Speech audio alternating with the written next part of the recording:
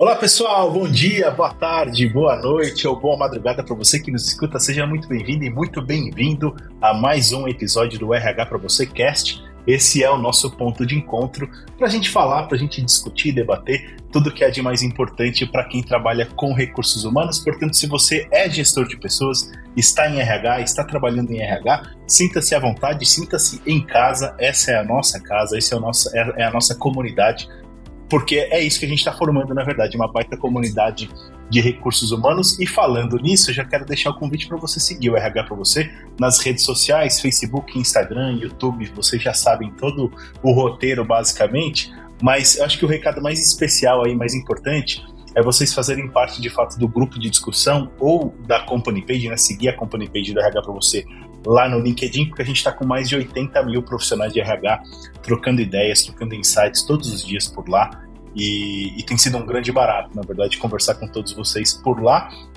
E também, aproveitando ainda na esteira dos convites e tudo mais, convido vocês a seguirem, né, a acessarem o rhpravocê.com.br, porque lá no nosso portal de conteúdo vocês vão encontrar vários conteúdos produzidos pela nossa área de redação, produzidos pela comunidade de RH. Tem uma área de collab lá que vocês vão ver vários artigos escritos por leitores, por especialistas em RH, por consultores, um monte de gente, vocês vão ver. E a gente tem também a área de colunistas, tem a área de branded content, então tem várias marcas que são parceiras da casa que estão aportando conteúdos por lá. Fica o convite para acessar rhpravocê.com.br e se conectar com a gente, se conectar com esse movimento para a gente tornar o RH cada vez mais protagonista das empresas. Vocês sabem que a gente tem essa bandeira, essa missão, digamos assim, e está muito conectado com essa missão, digamos assim, o episódio de hoje, porque a gente vai falar sobre diversidade, equidade e inclusão, e a gente, na verdade, vai entender um pouquinho mais sobre como trabalha esses temas a Fúria. Se você não conhece, bom, acho que vocês conhecem a Fúria, né, gente? Quer dizer, talvez vocês não conheçam, mas quem conhece sabe que a Fúria é uma baita referência no segmento de atuação deles. A gente está falando de esportes, está falando de um baita movimento gigantesco que a Fúria está encabeçando, digamos assim, no Brasil. E quem vai guiar a gente por essa conversa é a Patrícia Lima, que é Head de Diversidade, Equidade e Inclusão da Fúria. E eu agradeço imensamente pela sua participação aqui com a gente, Patrícia. Obrigada, tamo junto. Muito obrigada pela oportunidade. Vocês não fazem ideia de quanto é importante para mim estar aqui hoje, então eu espero colaborar, espero poder contribuir aí, trocar uma ideia boa, porque eu acho que diversidade se faz em todos os lugares, não em um só. Vamos nessa. É isso aí, vamos nessa. Privilégio contar com a sua participação aqui, e quem está comigo também aqui nesse bate-papo é o Bruno Piai, jornalista e redator do RH para você. Tudo bem aí, Bruninho? Eu falo que a gente tá ficando importante, né? A gente tá estreando aí nos esportes logo com a Fúria para falar ainda de diversidade e inclusão, tema mega importante aí. Pô, super prazer ter você aqui, Patrícia. Tenho certeza que vai ser um episódio bem diferente e bem legal aí para os nossos ouvintes. Eu espero mesmo. Eu falo muito, viu? Já vou logo avisando que eu sou faladeira, então você tem que segurar minha onda aí, senão a gente vai ficar aqui, ó, pra sempre. Assim que a gente gosta. Gostamos.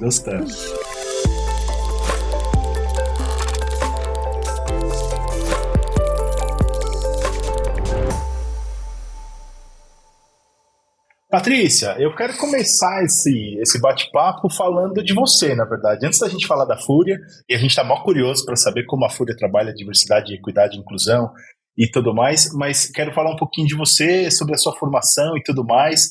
Eu vi que você tem formação na PUC do Rio Grande do Sul, não é isso? Isso. Conta pra gente um pouquinho sobre a sua origem, sobre a sua formação e tudo mais, e como você, entre aspas, caiu em RH ou caiu em gestão de pessoas de alguma forma. Bom, primeira coisa meu nome é Patrícia, né? Eu tenho 29 anos hoje, daqui a pouco faço 30. Eu comecei dentro da área de recursos humanos, na verdade, de uma maneira muito voluntária. A minha área de carreira como um todo, ela veio lá atrás no telemarketing. Então, eu comecei a trabalhar, eu tinha 17 anos, eu precisava trabalhar porque, enfim, infelizmente, eu venho de um recorte social de que a minha família não tem condições financeiras, né? Então, acho que uma boa parte da galera que hoje está dentro do mercado de trabalho deve entender um pouco dessa realidade, assim, né? Infelizmente, a gente precisa trabalhar para sobreviver, no meu caso, para mim foi assim. Comecei no telemarketing, passei por várias frentes de telemarketing, enquanto eu não me consolidava dentro de uma área específica ali. E era muito engraçado porque eu nunca me dava bem com a área de teleatendimento. Eu nunca conseguia performar da forma que eu deveria. Eu tinha muita dificuldade em cobrar as pessoas, principalmente quando eu trabalhava com dívidas, né, cobrança e tal. Eu me solidarizava muito com os casos e histórias que eu via ali. Então, bastava eu ligar e falar: senhora fulana, tem uma ligação para você, tem uma dívida aqui pendente, e a mulher respondia do tipo: minha filha, a vida tá difícil. Eu falava: tá difícil mesmo, tá complicado. Eu entendo, não, tudo bem, depois eu ligo pra senhora.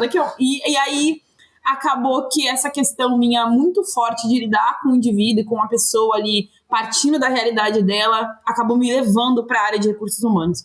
Eu saí do telemarketing, eu devia ter mais ou menos uns 20 anos, 21, consegui um trabalho dentro de uma empresa do varejo gigante do mercado hoje, já era na época, hoje ainda continua aí consolidada. E apesar de eu ter entrado na empresa ali, no primeiro emprego CLT, como uma pessoa assistente de administrativa de loja, eu fazia muitas funções de recursos humanos. Então, eu era responsável, por exemplo, por acompanhar a jornada de entrada dos novos vendedores da loja. Então, acompanhar, por exemplo, se eles tinham recebido todos os benefícios, se receberam, por exemplo, a vestimenta que era necessária para trabalhar, se eles estavam bem. Também era responsável pelo treinamento, pela capacitação ali dos primeiros dias dessas pessoas. Então, tudo que tinha a ver com softwares que a empresa usava ali durante o dia a dia, tudo que tinha a ver com identificação de novos clientes, qual que é o seu comportamento em loja, como que você deve se comportar na hora de atender um possível cliente. Eu ficava muito à frente disso, muito nova já. Tinha bastante direcionamento em relação com a área de recursos humanos, mas não era uma profissional de recursos humanos. Então, eu não tinha ali, infelizmente, eu não estava lá dentro do escritório, na berrine, com a galera do recursos humanos. Gostava, mas eu estava lá ainda. Eu acabei me desempenhando muito bem nessa área de atendimento, tal, de auxiliar ali o pessoal do atendimento. E eu trabalhei em outras empresas fazendo essa função de auxiliar administrativa. Foi aí que, inclusive, eu consegui meu primeiro cargo de analista administrativo em loja. Então, eu não cuidava apenas mais de uma loja, eu cuidava de uma franquia de lojas, e aí passava ali itinerante por cada loja, fazendo esse movimento de onboarding dos colaboradores ali, cuidando, inclusive, se eles tinham chegado bem, se estavam com tudo em dia, se estavam precisando de alguma coisa.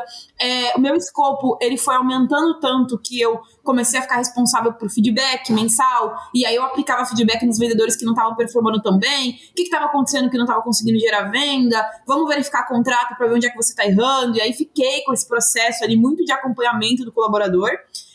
Eu saí da empresa, infelizmente, por um motivo nada feliz. Eu sofri racismo dentro da loja. E foi um processo muito difícil para mim. Eu normalmente não gosto de trazer história, porque normalmente quando eu conto essa história é sempre no lugar de, nossa, coitada dela, né? Que sofrimento, putz, que horrível que ela passou. Realmente é horrível. Mas eu só estou aqui hoje conversando com vocês por causa disso que aconteceu comigo. Então, para mim é um case de vitória e não de tristeza. É isso que eu quero dizer, bem claro. Perfeito. E aí nesse momento, nessa situação, era uma cliente, ela não estava satisfeita com o produto que ela comprou de um vendedor da loja. Eu estava acompanhando o processo de venda desse vendedor, ensinando ele fez a venda toda, expliquei para ele tudo que ele tinha que fazer. E a cliente trouxe que se ela tivesse comprado com uma pessoa branca, ela não teria dado errado, não teria dado nada errado.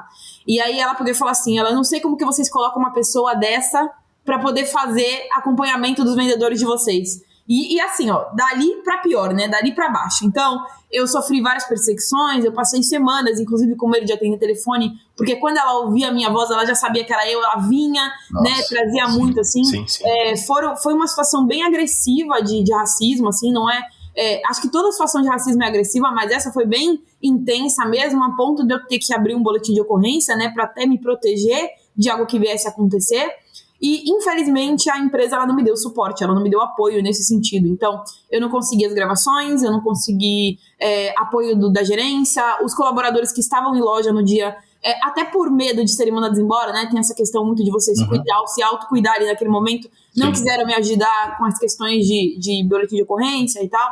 E pouco tempo depois de tudo isso, eu fui transferida para uma loja para ver se eu conseguia voltar a desempenhar como eu estava, conseguir trabalhar e tal, porque, querendo ou não, afeta muito o psicológico, né? Essas coisas afetam muito. Pelo amor de Deus. E aí eu fui transferida para uma nova loja, para uma nova série de lojas ali, e depois eu fui mandada embora, infelizmente, sem justa causa, mas fui mandada embora como se fosse um um apagamento ali, enfim, eles queriam abafar o caso e normalmente é assim que acontece em caso de racismo, pelo menos quando eu tinha 20 anos, né? Já se passou 10 anos, espero que o cenário seja mais positivo agora.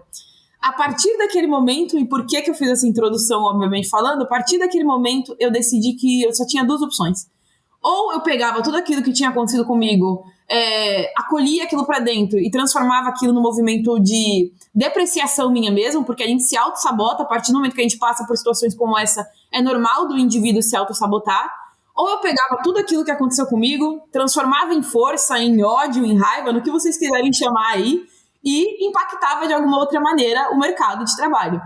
Um dos meus sonhos naquela época era me aperfeiçoar, me letrar, me certificar e voltar na empresa e mostrar para eles o que eles fizeram de errado naquela época. Acabou acontecendo, mas essa é uma história que eu conto depois. Que bom, mas já tô feliz já. É isso, acabou acontecendo isso. Mas aí eu decidi que eu ia assumir essa área de recursos humanos, principalmente voltada ali para o cuidado e para a gestão de pessoas como profissão principal. Eu fiz faculdade de psicologia, na época eu já estava estudando, né, na época que isso aconteceu, eu estava ali nos primeiros semestres, estudava trabalhava de dia, estudava à noite, chegava em casa meia-noite, acordava às 7 horas, aquela rotina louca, mas tentei desistir várias vezes, mas enquanto eu estava estudando, eu buscava já fazer outras certificações adicionais, buscava fazer cursos ali complementares da faculdade, voltada à questão de direitos humanos e de impacto social. Então, eu tentei estudar tudo o que eu conseguia, mesmo não sendo sobre mim. Porque a gente também tem trabalhar com diversidade, equidade e inclusão é muito sobre isso, né? A gente pega muitas nossas dores, as nossas lutas, nossas interseccionalidades e coloca à frente ali do movimento para tentar fazer a diferença do nosso recorte. No meu caso, eu pensei que não só eu, mas várias outras pessoas passavam pelas mesmas coisas que eu estava passando. Então, que se eu fosse virar uma profissional da área, que eu fosse uma profissional da área generalista, em que eu soubesse abraçar a todos, entender a todos, estudar a todos. Fiz muitos estágios, assim, para entender um pouco mais o movimento de recursos humanos. Eu não optei por fazer a faculdade de recursos humanos porque para mim não cabia, eu não queria falar sobre burocracia e nem sobre números e nem sobre a gestão da empresa, eu queria falar sobre as pessoas e só sobre elas. Então eu terminei psicologia, já entrei numa outra graduação que foi após, né? Eu sou especialista hoje em psicologia organizacional e gestão de pessoas. Já estou indo agora para um MBA em direitos humanos, daqui a pouco eu já estou fazendo uma outra coisa, porque estudo para mim é uma parada que ela precisa acontecer o tempo todo. Eu acho que não dá para você trabalhar com diversidade se você não estudar o tempo todo, porque o mundo se atualiza, a sociedade se evolui e você precisa estar ali junto com ela trabalhando. E aí eu comecei a desenvolver algumas empresas, né? Eu sempre trabalhei como consultora de diversidade, equidade e inclusão. Então, o começo da minha jornada com diversidade, ela veio através de mentorias com empresas que estavam querendo entrar no mercado, não sabiam como fazer ainda, tinha a ideia, mas não sabia como colocar em prática, né? As famosas startups. Trabalhei com várias startups de health tech, de wellness, de saúde mental também, né? Porque eu acho que é importante a gente trabalhar com a área que a gente veio se graduando, então eu atuei um pouco nisso. E aí eu conheci a Pluri BR, que foi a empresa onde eu trabalhava até há pouco tempo atrás. A Pluri, ela é uma startup de educação em diversidade, equidade e inclusão. Hoje já não falam mais isso, hoje eles se chamam de gestores de diversidade, equidade e inclusão, já devem ter ampliado o escopo deles. Claro. Ainda bem, fico muito feliz. E quando eu conheci a Laura Salles, que é a CEO da Pluri, ela era minha mentorada. Então eu era mentora dela de startup.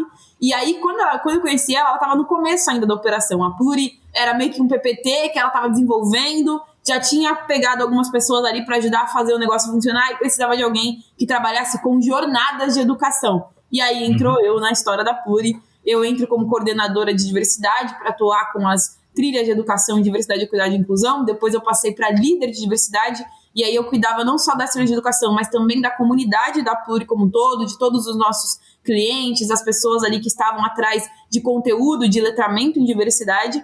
E lá na Pluri eu acabei desenvolvendo esse negócio desde o zero, assim. Então eu acabei virando uma partner ali da CEO, Sim. fazendo várias coisas ao mesmo tempo, indo em palestra, fomentando o mercado, criando raízes, né?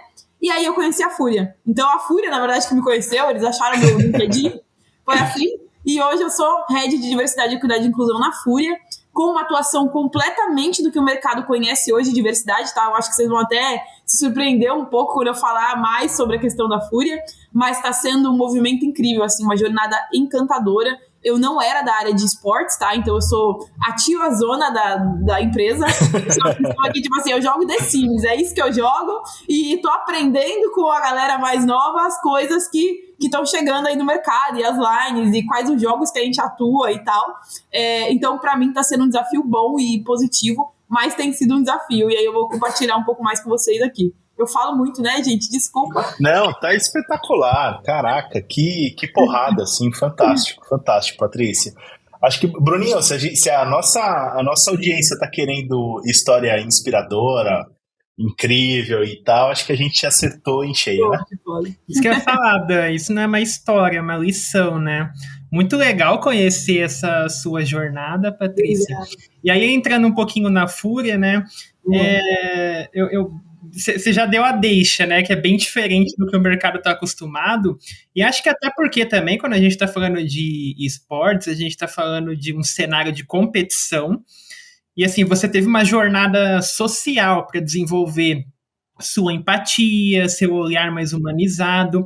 E dentro de competição, é muito difícil ter essa visão, porque a gente fica naquele discurso tão clichê de que o torcedor, o fã é emocional e não racional, e esse emocional sempre acaba fugindo um pouquinho ali, às vezes, do aceitável, passa um pouquinho do ponto. Você tem que ter um trabalho psicológico muito forte, e por mais que os atletas acabem sentindo mais isso, eu imagino que seja algo que reflete, né, dentro de toda a organização.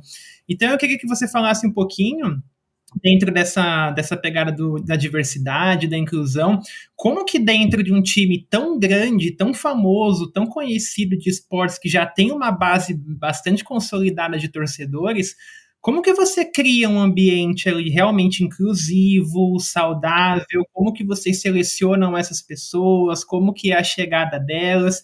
Então eu queria entrar um pouquinho nesse mérito. Boa, eu acho que para falar isso a gente precisa falar um pouquinho da história da Fúria, né, de onde que veio. A Fúria, e isso é uma coisa que a gente traz em todos os lugares onde a gente vai, é que a Fúria ela surgiu de um movimento social.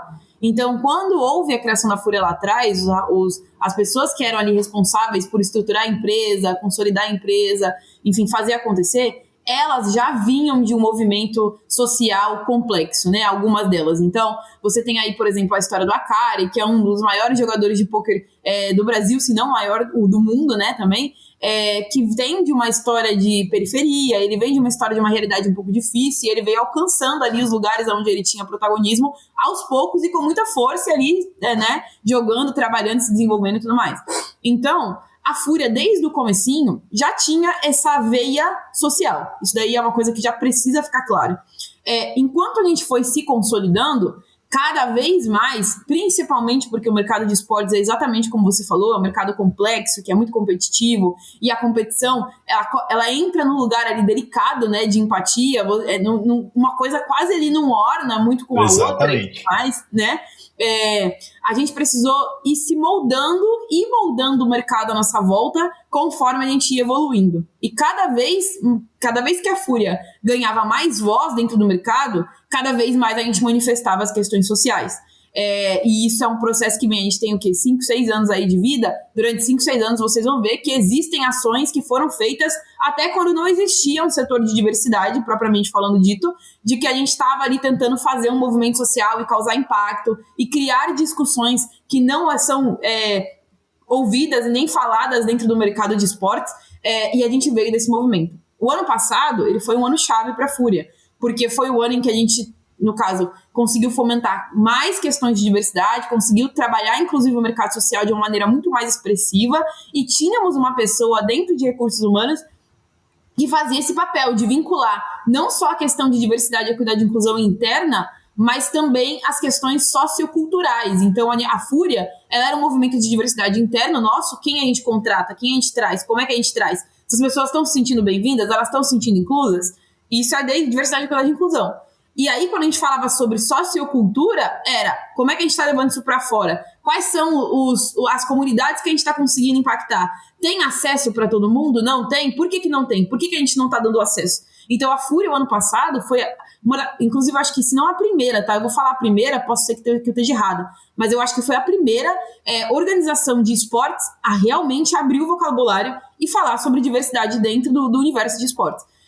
A gente buscou, ano passado, trazer muitas pessoas de diversidade, então hoje nós temos a área de creators, a gente tem os talentos de diversidade, a gente tem a área de atletas de diversidade também, a gente busca trazer essas pessoas para dentro, fazendo uma jornada um pouco diferente de inserção dessas pessoas, porque a gente sabe que quando se trata de uma pessoa que veio de um recorte de vulnerabilidade, ela não adianta querer enquadrar ela dentro dos padrões normais de seleção, de atração, de acompanhamento, porque na verdade tem que ser diferente, essa pessoa precisa de um pouco mais de recurso, um pouco mais de base para estar aqui dentro daquele espaço. E o ano passado a gente também conseguiu consolidar as nossas ações sociais com os parceiros sociais. Então, o ano passado foi quando entraram os primeiros parceiros, né? Então, a Afro Games chegou com a gente, a Afro Reg chegou com a gente.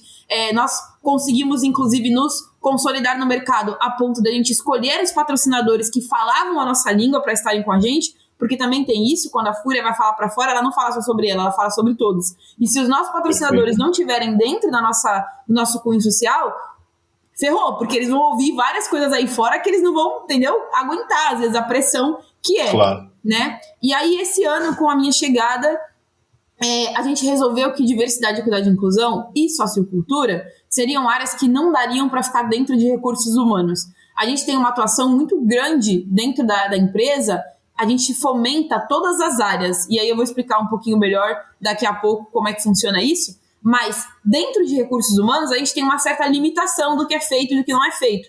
Então, a partir do momento que eu chego para encabeçar a área, a gente tira diversidade, equidade e inclusão de dentro do RH e vira-se uma área sozinha ali, com sua autônoma.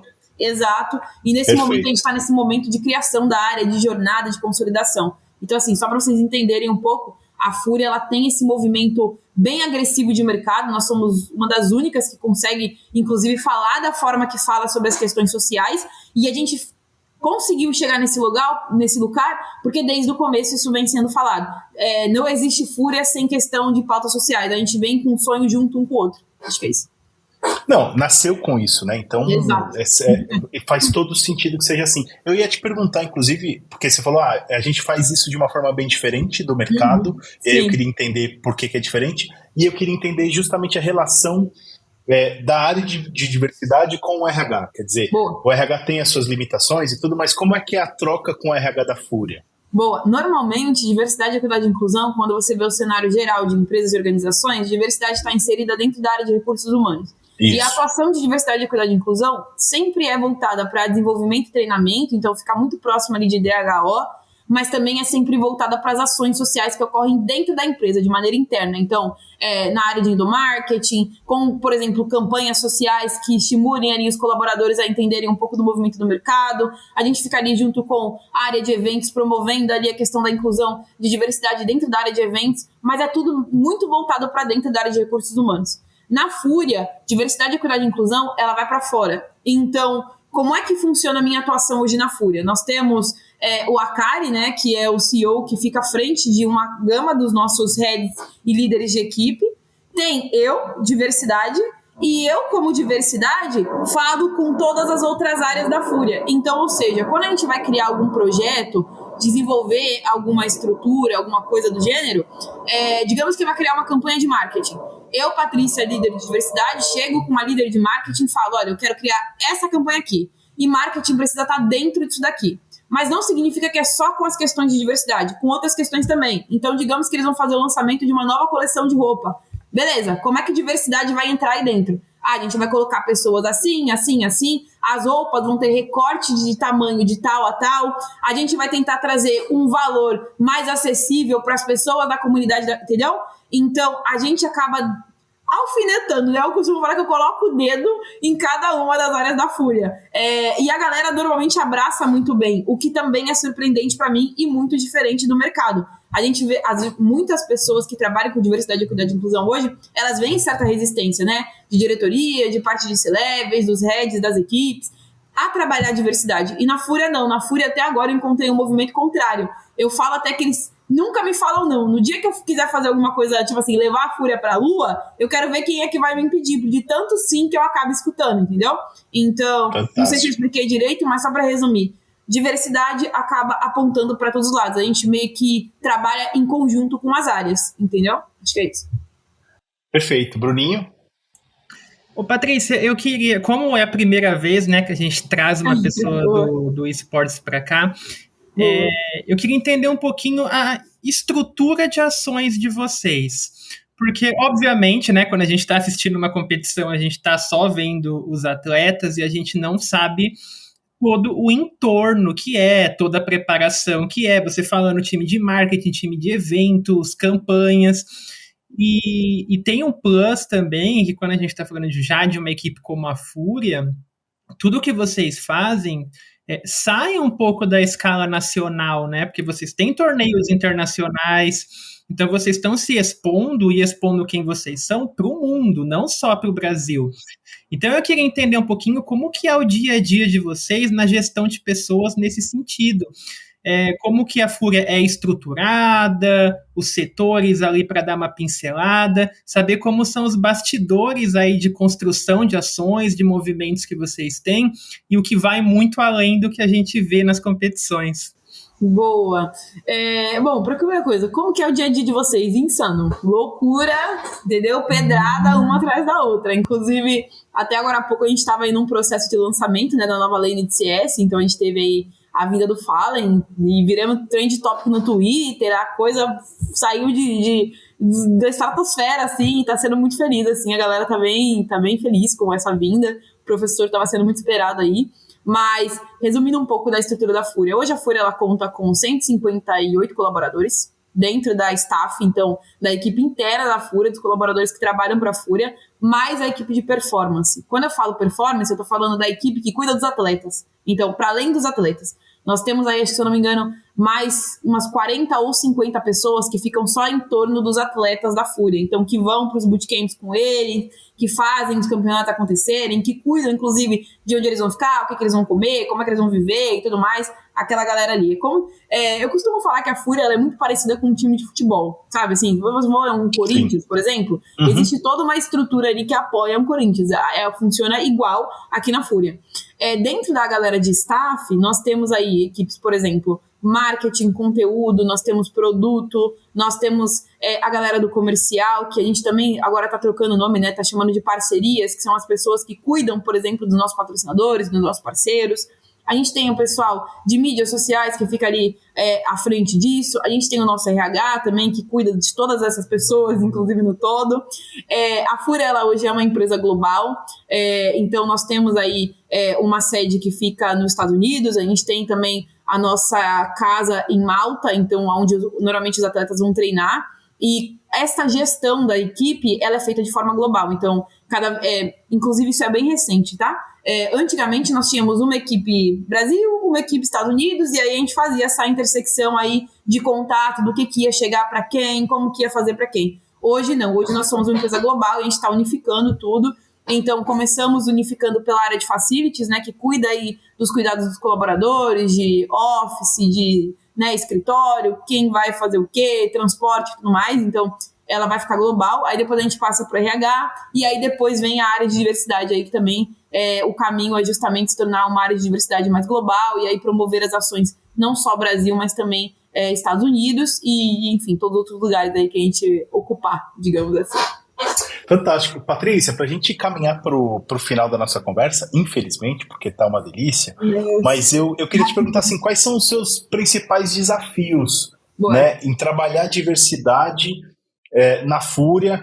A gente falou, é um ambiente de muito competitivo e tudo, mas a gente sabe também que o ambiente esportivo, e esportes não foge disso, também é um ambiente muito de respeito, muito de honra, muito de valores muito fortes assim também. E eu acho que esses valores precisam fazer parte de todo mundo, né, desde a contratação e tudo mais, mas eu imagino que isso talvez também gere um pouco de dificuldade, um desafio extra na hora de trabalhar diversidade, inclusão e tudo mais, porque quando a gente fala da Fúria, a gente está falando de uma elite, dentro de um segmento, super elite, né? A Fúria é muito referência e tudo mais, acho que até intimida quem está querendo entrar no mercado e tudo mais, pô, a Fúria é outro patamar e tal, mas eu queria que você, como é que você torna a Fúria acessível, né? Então, existe esse... Não há um preconceito, não é essa palavra que eu queria usar, mas enfim, existe essa visão da galera da comunidade, assim, e tudo mais, de que a Fúria é inacessível, inalcançável e tudo mais. Mas, na verdade, o movimento social da Fúria é o de tornar cada vez mais acessível as nossas áreas, sabe? A gente, na verdade, está aí buscando promover uma educação social para nível da nossa comunidade, dos nossos seguidores, dos nossos fãs e tal, a ponto deles terem um letramento educacional de se certificar e poder fazer parte, por exemplo, de uma Fúria, se um dia eles quiserem. Então, para nós, essa sensação de exclusividade e de elitismo, ela nunca é boa, é o contrário, tá? Quando existe, infelizmente, a gente ainda não conseguiu ainda criar uma linha transparente de contato, mas essa não é real a nossa intenção. A nossa intenção é o contrário, é trazer cada vez mais gente para dentro. Não, tenho certeza disso. Diversa. Não, é que isso não depende de vocês, né? É natural que o fato de vocês serem muito incríveis no segmento acaba dando essa imagem, né? Isso, mas desde que eu entrei aqui, eu mapeei alguns desafios, assim. Então, por exemplo, o meu foco para 2023 com as ações de diversidade e de sociocultura são justamente incluir mais pessoas de diferentes raças na Fúria. O mercado de esportes como um todo é um mercado majoritariamente falando masculino e majoritariamente falando branco, né? A gente não Perfeito. tem... Por quê? Porque a dificuldade de acesso até financeiro para comprar equipamento, para poder treinar, a dificuldade de acesso de frequentar lugares e ir para campeonato e tal, é muito complicado. Você já tem que ter algum certo privilégio para poder participar. Então, a missão de 2023 da Fúria é dar acesso para quem não tem essa condição. Como é que a gente vem fazendo isso? A gente vem se unindo cada vez mais com pessoas do mercado, com marcas, com outros patrocinadores, com instituições que ficam aí à frente de promover as ações de esportes para poder aumentar o número de pessoas de diversidade dentro desses lugares. Hoje a Fúria, por exemplo, se compromete a, em todos os eventos da Fúria, levar pessoas da comunidade para dentro dos eventos. Infelizmente, o último Major da Fúria acabou não acontecendo para nós, né? Nós acabamos sendo desclassificados muito cedo. Mas se ele tivesse continuado, se ele tivesse seguido, se a gente conseguisse chegar nos playoffs ali nas finais, eu mesma teria levado 3 pessoas da favela do Rio de Janeiro para Paris para assistir os jogos. Então, esse é o meu movimento, essa é a minha jornada. Tornar o ambiente mais acessível de todas as maneiras. Então, hoje a gente já está pensando em projetos educacionais para desenvolver os nossos fãs, os nossos seguidores, quem tiver interesse na Fúria em inglês, pautas audiovisuais e um preparo para o mercado mesmo, capacitar a galera para o mercado para poder trabalhar. Isso é uma coisa que a gente está fazendo. A gente está se unindo cada vez mais com organizações, principalmente em Rio de Janeiro e São Paulo, porque a gente ainda tem uma dificuldade em encontrar outros acessos. Estamos pensando nisso a nível Brasil, mas ainda não chegamos lá. Para poder unir essas forças educacionais e poder fomentar as pessoas de outros estados também. A gente está pensando em saber como é que a gente letra essas pessoas, como é que a gente torna o nosso ambiente mais saudável, porque ainda hoje o ambiente de esportes também não é saudável, ele é extremamente tóxico. Ontem mesmo eu estava fazendo uma palestra falando sobre a equidade de gênero dentro do cenário de esportes, então a gente vê que as mulheres ainda são muito violentadas, muito agredidas dentro do cenário, mesmo com tanto tempo de atuação no cenário, mesmo assim, já tendo consolidado o campeonato, já tendo virado atletas pro player dentro do cenário, ainda são bastante hostilizadas, então para nós esse movimento ele tem que acontecer. E as ações que a gente faz hoje é justamente buscando incluir mais as pessoas, trazer mais as comunidades que são violentadas, né? Então a gente chama aí das pessoas vulneráveis para dentro, independente de qual seja o recorte. Para esse ano, a nossa meta é buscar as questões raciais, mas a gente trabalha com todas as interseccionalidades. Então, por exemplo, no último mês a gente passou por um processo seletivo e nós conseguimos trazer aí 12 pessoas para dentro. Dentro dessas 12 pessoas, são minoria que são normativas, então pessoas brancas, masculinas e tal. A maioria das pessoas já são de diferentes recortes de diversidade, e isso para mim já é um ganho enorme. Eu espero, inclusive, que o movimento que a gente faz hoje no cenário chegue para outras orgs. Eu queria trocar mais ideia, e eu acho que falta isso muito. Por exemplo, eu vejo isso muito no RH. Nos outros RHs, das outras frentes de trabalho, de atuação, de outros mercados, você vê a galera se unindo, fazendo grupo no WhatsApp, trocando ideia, vamos marcar encontro, a gente quer fazer benchmark de outros RHs, como é que a gente melhora tal. No esportes isso não acontece, gente. No esportes não existe essa união. Para não falar que não existe, eu encontrei um grupo essa semana, novíssimo, as pessoas estão entrando ainda, de recursos humanos em esportes. E dentro desse grupo, eu espero que a gente consiga criar outras coisas e fortalecer cada vez mais e unir mais pessoas aí para esse movimento de diversidade dentro do mercado. Caraca, que fantástico. Patrícia, obrigado. Obrigado demais por ter participado com a gente do RH para você Cast. Desejo sucesso demais para você, para a Fúria, obviamente, sempre torcendo por vocês. E sucesso demais. Obrigado mesmo. Obrigada a vocês. Eu espero muito ter colaborado com vocês, Daniel e Bruno, que eu tenha trazido aqui alguma pílula de refresco, talvez algumas indagações, alguns socos no estômago, mas a ideia é essa mesmo. Acho que a Fúria ela me traz muita liberdade de falar sobre algumas verdades, né? Infelizmente, existe muito receio ainda do mercado de falar sobre as questões sociais, da maneira que tem que ser falada, de maneira forte, de maneira pra frente. E trabalhar na Fúria, inclusive, me dá esse privilégio, até porque nosso símbolo é uma pantera preta. Se não for uma mulher preta falando sobre esse assunto, eu não sei quem é que vai ser, né? Eu espero que... Enfim, fico à disposição. E eu quero muito que a galera daqui, se quiser conversar, trocar uma ideia comigo, cara, por favor, pode me procurar. As minhas redes estão super abertas. Eu fico super à vontade para conversar com vocês. Então... Fantástico. Bruninho, obrigado também por ter participado hoje com a gente. Obrigado, Dan. Patrícia, super prazer. Tanto aqui no podcast quanto no RH para você, a gente já abordou muito diversidade, equidade e inclusão, mas acho que poucas vezes com tanto impacto.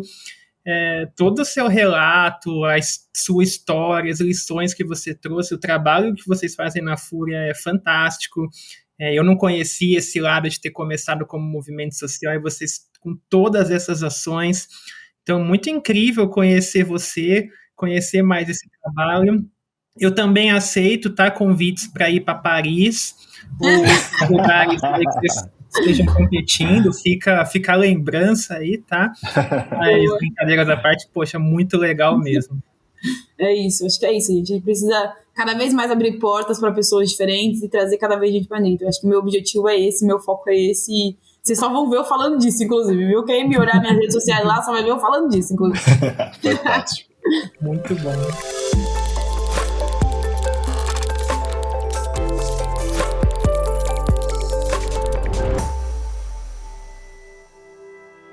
E aí, curtiram o nosso bate-papo de hoje? Falamos simplesmente com a Patrícia Lima, que é Head de Diversidade, Equidade e Inclusão da Fúria. Quem participou comigo foi o Bruno Piai, o Bruninho, jornalista do RH para você. E falando em RH para você, quero falar do RH para você Cast, para vocês, obviamente, seguirem ou assinarem o feed do nosso podcast aí no tocador de sua preferência. Você pode estar ouvindo a gente pelo Deezer, Spotify, Apple Podcasts, Google Podcasts, SoundCloud, não importa, ou até no YouTube, né? Não importa, fica a dica para você se inscrever ou assinar o feed, assim sempre que tiver episódio novo publicado, a gente vai aparecer na página inicial do Spotify, do tocador que você estiver usando, beleza? Mas você sabe que a gente tem esse encontro marcado toda segunda-feira cedinho. Antes das 7 da manhã tem episódio novo publicado pra gente começar bem a semana, e eu tenho certeza que dessa vez a gente tá começando a semana lá em cima, excelente. Tenho certeza que a gente trouxe um conteúdo bem legal pra você, espero que você tenha curtido.